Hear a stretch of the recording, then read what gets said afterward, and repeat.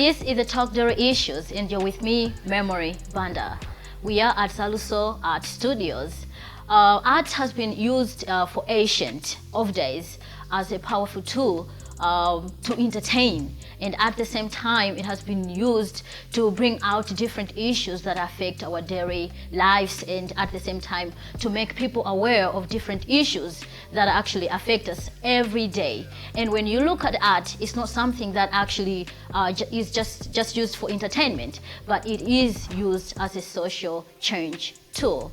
And today we'll be discussing how art has affected our lives every day and how art has transformed our societies.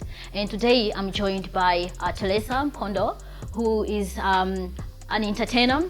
She's a musician and she's an entrepreneur, and at the same time she is a public speaker and a motivational speaker. She has inspired hundreds of girls in Malawi. Welcome, Theresa. Thank you. And so today I will be discussing about how art has effectively affected our lives every day and how art has been used as edutainment. So I remember when I was a child how art has actually directly affected me. I come from a background of art as well. I did a little bit of drama, going into villages, theater for change, doing all that, and I have seen how that has actually affected people's lives and how that has actually changed their lives. And art actually changes the realities of how we look at our lives every day. And at the same time, in our modern day, when you look at the issues of gender inequalities, issues of unemployment, issues of women and active women participation in politics, in all those arenas, in economics, we have thought about how can we actually take part in changing all that, and art has been an answer for ages. And art actually, you directly impact in the people's lives because you are able to relate, whether from different background, whether you're educated or not, you understand art. And that's why art is a powerful transformational force that we can use in our modern life today. And Theresa is here and she's going to shed more light on how she has personally used art to change people's life, to change her own life, to change her community, to change our Malawi. Theresa, yes. How did you start music? What inspired you? Wow, okay, so I started singing at a very young age. I remember I just loved the whole idea of singing when I would see the celebrities on TV, and I would take like the remote control and I would sing, in front of my parents. I would make them sit down, I'll stand on top of the table, and I'll be singing. And later on my voice developed as I kept singing every day. It's something I was doing all the time. I would take like 30 minutes, I'm in my room, I'm just singing. And my voice developed, and then I started singing at school. Because my school, I was in high school in Bishop Mackenzie. So we would have so many events, like musical events and like the assembly. And I would be, like I also joined music in high school and in primary school as well. Yeah, so my teacher would always force me, you have to go and sing. Today's assembly, you have to go and sing. And sometimes I wouldn't want, because I was very shy. But you were shy? I was, because I was told by by a certain family member of mine that I couldn't sing. So that damaged my self-esteem. So I believed that. So when it was time for me to stand up and sing in front of people, I was very shy. Yeah, because it kept coming to mind. It kept coming to me that I'm not so good. Yeah. So, but then when I was now as I was saying in high school, my teacher would always tell me, go and sing, go and sing. We need that kind of a person in our life. We really do. So I was singing, then I joined the praise team, and then my voice kept on developing. Then I reached a stage, I was like, you know what? I started recording music. People would ask me, oh, we know you have a good voice, so feature in my song. So I would do features a lot. I never had my own solo song, you know. And then I reached a point where I was trying my solo songs, and then I was like, maybe I'm not good enough. I think I should stop. And then that's when I saw the advert for Zatu, to join Zatu.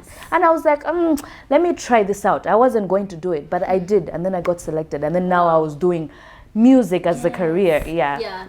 And you guys have been all over Malawi. Yeah. It has been so amazing. Like I followed the journey of you guys in Zatu band, and how effective it has been. And I would want you to shed more lights. How has it been being in the band, and at the same time affecting, like, you know, having a one-to-one conversations with young people. And I have seen how much even on social media they post, and then the interactions on social media and all that. So it's not just going out into the communities, but also changing what it is like to get involved in even on social media platforms.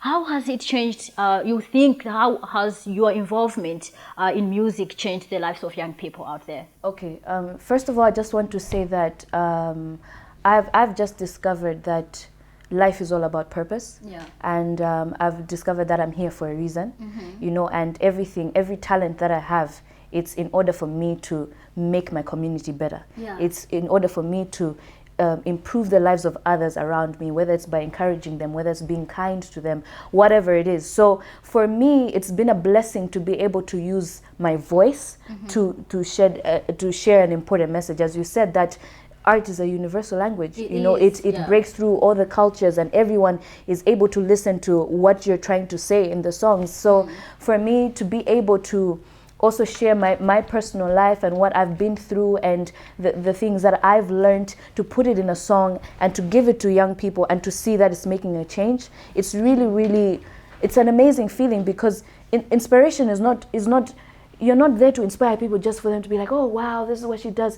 You're there to inspire people to change, to inspire people to act, right? So for me to be able to see that, being a single mom that I was, and having a child at 16, and then in the drama in Zatu also having a child, and then as people listen to the drama, as young girls listen to the drama and see that my character goes back to school, they see that possibility, and then they also go back to school. Wow. So making that change, to see young people moving to better their lives, it's been so amazing. And you just reminded me one of the most important thing, the readmission policy. You know how, like, most kids think that oh, I'm pregnant, I can't go back to school, and you made the bold choice of going back to school, and it lacks in most young girls out there. And what's your biggest message to the young girls? I've gone too far quick, but I just want, like, before we break to that moment that we have, how has it been for you, like being a single parent, and what's your biggest message to the young people, especially the girls out there? Okay, my biggest message is, people get bullied for these things. You make this mistake, people will laugh at you, people will talk. Okay, but at the end of the day, it's not about the people, it's about your life. It's not going to be easy. That's my message. It's not going to be easy. Like for me, when I went back to school, I'd finished Form 5, so I went back. Now I was doing my college, and when I went back, it was so hard to raise this kid and then to get assignments done. I would I couldn't do it, and sometimes I would skip a lot of classes just because I'm feeling overwhelmed about it. So it's not going to be easy, And I think when you gear your mind to say that, okay, people are going to talk. That's fine. So gear your mind to say that it's okay, it's fine, I will be fine. They don't have the rights over my life. At the end of the day, it's about me, and it's about this child. So let me do what is right. So it will be hard, but you can do it. When you look back, 10 years ahead, when you look back, you'll be like, I went through this. And because of that, now that's when I wanted to also tell other girls that, you know what, at the end of the day, you can make it. You just have to get all those voices out. This actually relates to a very personal story as well. My younger sister actually got pregnant when she was pretty young, and it was so hard for me to see her going through all what she was going through, and then later on, after some years of me, speaking up about how child marriage has really affected young lives, and how it has actually affected my younger sister's life. And to see her later on rising up, going back to school, it was the biggest satisfaction. Seeing her rising up and say, you know what, I want to make a difference in my life and in my child's life. I don't want her to go through what I went through. So it is very satisfying. And going back to art, it has been used for centuries, as we talked about. It's a universal language for everyone. And how do you look at art? How do you think art can transform the lives of girls? I want us to specifically look at issues of gender inequalities, because it's the biggest issue that worldwide we're facing right now. When we look at women, we are not in the leadership positions. And when we look at the education sector, it's very few women who are educated. And how do we take it up through art to empower the young girls that they can be anything that they have ever dreamt of? How do we take art out there? When I'm talking about art, maybe we can be more broad. It's not just about music, it's drama, it's about all that. It's about let's say painting and all that. How can we use that? How can we use that to transform the lives of people out there? Okay, so I think that when it comes to gender inequality, I'm always for including the boys, because they are part of the society. So you can't say let's empower girls and then just leave the boys out, because once they're empowered, they'll still have to face boys who still think they're not empowered. So I think it's a matter of using art to spread the information, to spread awareness. You can't know that you can't change anything if people don't know there's a problem. So let's raise that awareness. We can use, as you're saying, we can use drama. Sometimes we don't really talk about issues that are affecting us. We think it's taboo. We think, hey, no, let's not talk about this. Hey, you're like being too personal. For example, issues of menstruation. We have to talk about that, but we have to talk about We have to talk about these things. And I think the best way to talk about it is if you show it. Let's say if you're afraid to speak out about gender-based violence or whatever's happening, you can put it in a movie so that men can understand what it does. Because sometimes you don't understand what women are going through.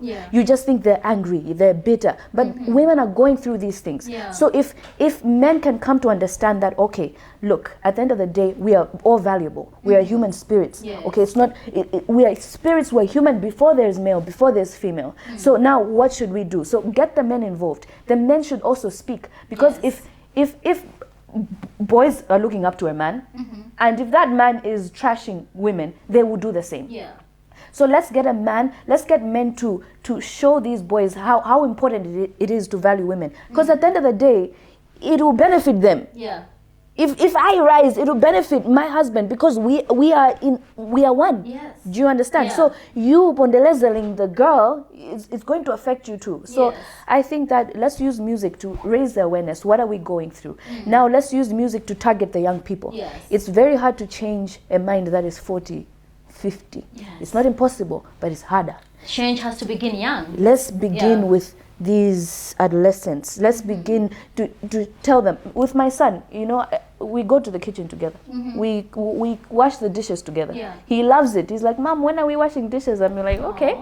He loves it. And I'm doing that because he is a person before he's a man. He's a person. One day he will live by himself. You need to take care of himself. Okay, so it's forget a woman will do this for me. You have to learn how to do things for yourself. So that's when I'm raising him like that. Now he's not going to see a woman as someone who needs to be in the kitchen. No. It has to be us working. Let's work together. If he has to be in the kitchen that day because his woman has to go to work, he would do it. So we've been talking about a lot of things, and we just have to take a very short break. And right now, before the break, after the break, we'll keep the conversation going, and we'll continue from where we have stopped, where Theresa will enlighten us more how we can take art out there to change things around us.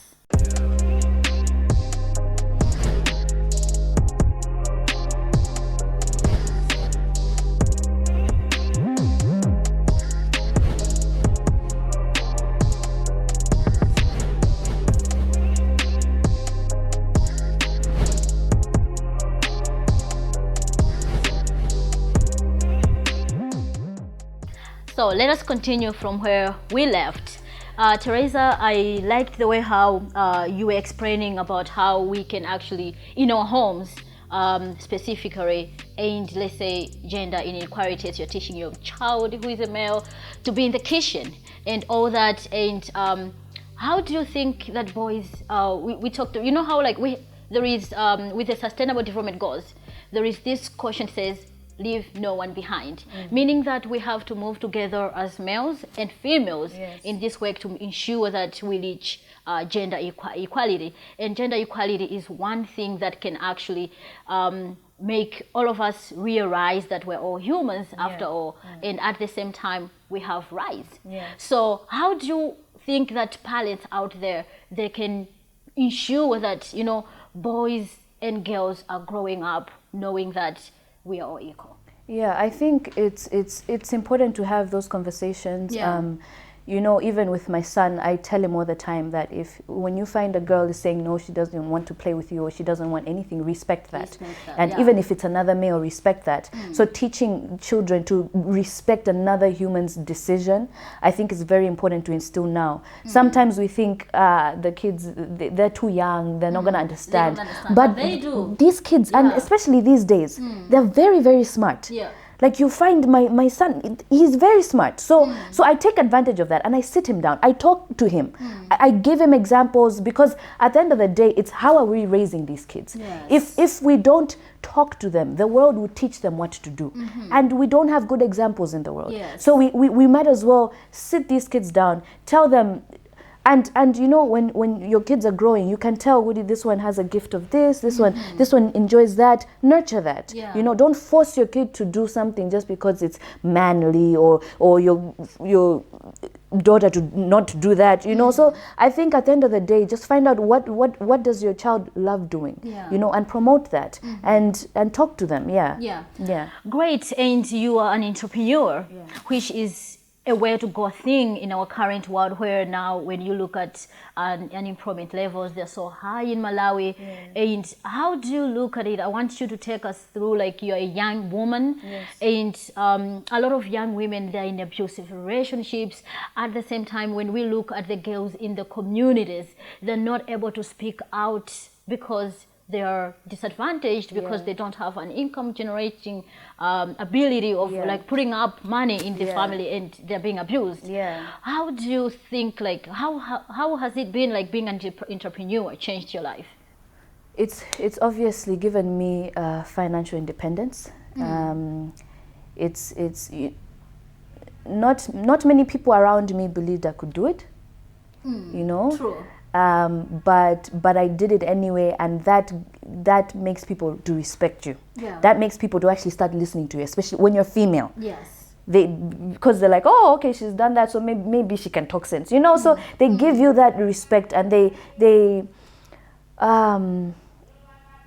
you know, also being a mother, being a wife. It's something that I need time for my family.